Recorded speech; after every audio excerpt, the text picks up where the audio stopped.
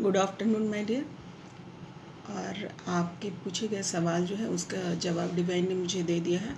आपका पहला सवाल था कि मेरे हस्बैंड के पिछले जन्म में ऐसे कौन से कर्म थे जिसकी वजह से इस टाइम में वो फाइनेंशियल प्रॉब्लम झेल रहे हैं। दूसरा सवाल आपका था कि क्या मेरे हस्बैंड के लाइफ में कोई और है। तीसरा कि उनके कमाए हुए पैसे कहाँ जाते हैं। आपको ऐसा लगता है वो घर पे नहीं आते, कहीं चला जाता है। तो इन तीनों सवालों का जवाब जो यूनिवर्स ने मुझे दे दिया है, अब मैं उसे एक्सप्लेन कर देती हूँ ताकि आप समझ पाएँ कि रीज़न क्या है। तो पिछले जन्म आपके हस्बैंड के कैसे थे वो। तो माय डियर, वो बहुत ही रिस्पॉन्सिबल पर्सन थे और बहुत ही ज़्यादा वो स्ट्रेंथफुल थे, डिटर्मिनेशन के साथ अपना काम करते थे, एक्शन ओरिएंटेड थे, कहा जाए तो हीरो। उनके पास बहुत सारी आइडियाज़ होते थे, इन्फिनाइट उनके पास जो है आइडिया होते थे और उनको वो इस्तेमाल किया करते थे। हाई उनकी एनर्जी जो थी एक संत की तरह थी। वैसा कौन सा संत जो बहुत ही बुद्धिमान था, बहुत ही प्योर हार्टेड था, प्योरिटी के साथ अपना काम करता था, बहुत ही नॉलेजेबल था, डिवाइन एनर्जी से जुड़ा हुआ होता था वो, और हमेशा कुछ ना कुछ सुनने की, सोचने की, सीखने की कोशिश किया करता था। और बहुत हाई इंट्यूशंस थे इनके इंट्यूशंस इतने हाई थे जिससे वो कोई भी डिवाइन से रिलेटेड जो उनको मैसेज मिलता था वो पिक कर लेते थे। और हमेशा उनके पास कोई ना कोई न्यू आइडिया रहता था related to work, related to business, related to anything. और बहुत असीमित क्षमता थी, मतलब कि अनलिमिटेड इनके पास क्षमता थी। ये बहुत ही काबिल, बहुत ही होनहार और बहुत ही पावरफुल पर्सन थे। और यहाँ पर क्वीन ऑफ कप्स की भी एनर्जी उनकी आई है। ये बहुत ही जेंटल, बहुत ही लविंग, केयरिंग और इमोशनली स्टेबल पर्सन थे। लोगों के बीच में खुशियाँ बांटना इनकी कोशिश रहती थी। इनके आसपास जो उनके अंडर में वर्क करते थे, उनके आसपास के जो लोग थे, सभी को ये खुश देखना चाहते थे, सभी को ये खुशियाँ देते थे। और ये काफ़ी स्टेबल थे, है ना। टीम वर्क पे बिलीव करते थे, लर्निंग पे बिलीव करते थे और जो भी काम होता था उसको इम्प्लीमेंट करते थे। पैसों की बहुत इज्जत करते थे, पैसों को संजो कर रखते थे, बहुत इज्जत करते थे। पर यहाँ पे एक बहुत बड़ी एनर्जी निकल के आई है कि इतनी मतलब इसको शानदार भी कह सकते हैं और बहुत रिस्पेक्टेबल एनर्जी थी उनकी। और इनकी लाइफ में सबसे बड़ी घटना इनकी थी कि उनका दिल टूटा था। प्यार के मामले में ये बहुत कमज़ोर पड़े थे क्योंकि इनकी जो पार्टनर थी, जो वो उनको बिल्कुल भी सपोर्ट नहीं करती थी, रिगार्ड नहीं करती थी। उनके पोजीशन का रिगार्ड उन्होंने नहीं किया, उनके प्यार का रिगार्ड नहीं किया, और ये इनकी सबसे बड़ी कमजोरी थी। और किंग ऑफ वॉन्ड्स की इनकी एनर्जी थी बहुत नॉर्मल, बहुत नोबल, बहुत ही अच्छे स्वभाव के थे। मतलब जोर से कभी बोलना इनका स्वभाव नहीं रहा होगा, हमेशा प्यार से पेश आना इनका स्वभाव था।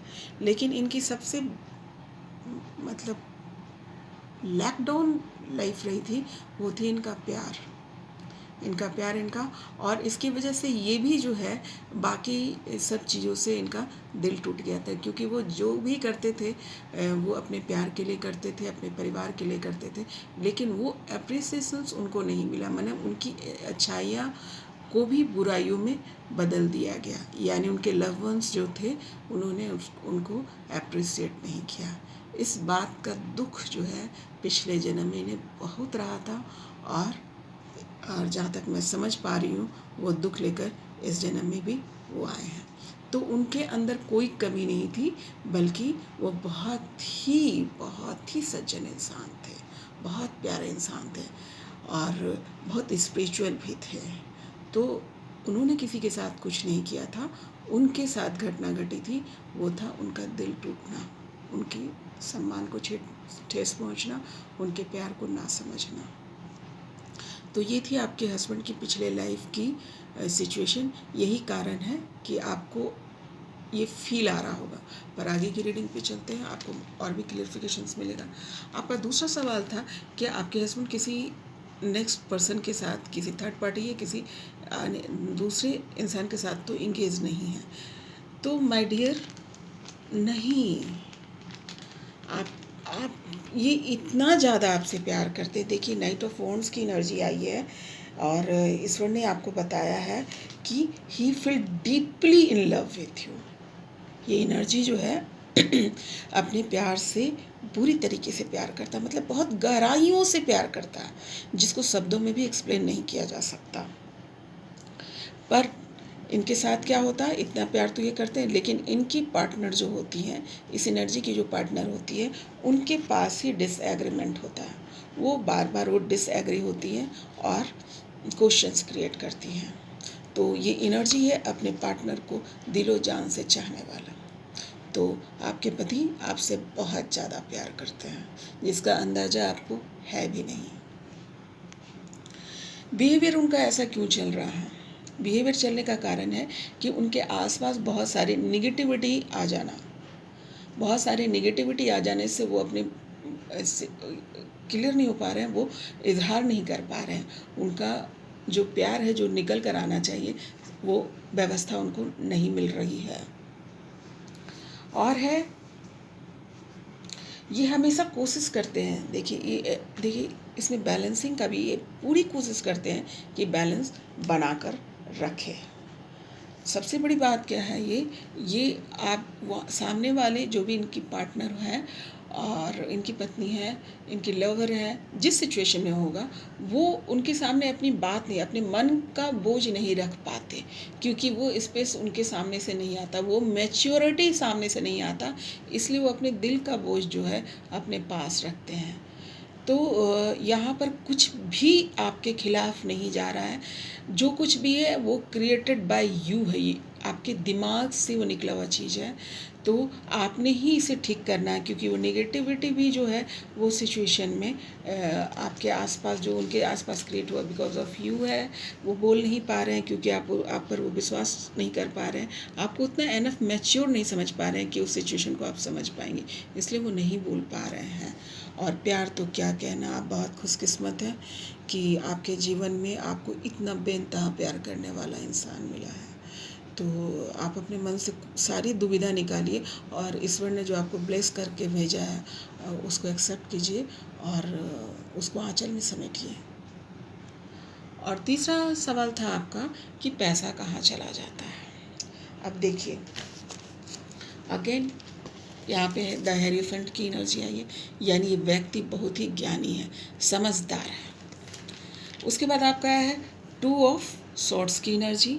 ये व्यक्ति जो होता है, ये एनर्जी जो है वो क्या करता है, इमोशनल होकर जो है वो पैसों के मामले में डिसीजन नहीं लेता है। ये इमोशनल ब्लैकमेल नहीं होगा, वो बहुत प्रैक्टिकली सोचता है, रिसर्च करके तब वो काम करता है। देखिए, ये वायलेंट की एनर्जी है, लेकिन अपोजिट है, रिवर्स मोड में है। इसका अर्थ ये है कि ये हिंसा पर भी बिलीव नहीं करता।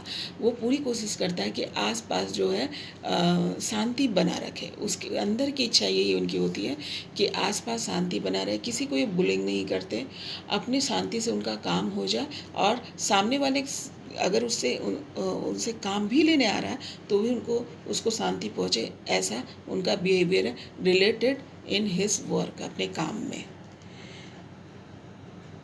अपने कार्य पे तो इमोशनल नहीं होते, और ये कोशिश में लगे हुए हैं कि जो कार्य उनको लिमिटेड करता है, जिस काम में वो लिमिटेड हो जाते हैं, यानी चूँकि उनकी पास्ट लाइफ की एनर्जी भी आपने देख ली है कि वो बहुत बड़े एंटरप्रेन्योर थे, तो वो स्वभाव भी इनका है कि वो लिमिट नहीं रह सकते, उनमें कहते हैं ना, असीमित क्षमता है, अनलिमिटेड क्वालिटी, अनलिमिटेड उनके पास क्षमता है, इसलिए वो लिमिटेड रहना उनको पसंद नहीं आता, उनके स्वभाव में नहीं है।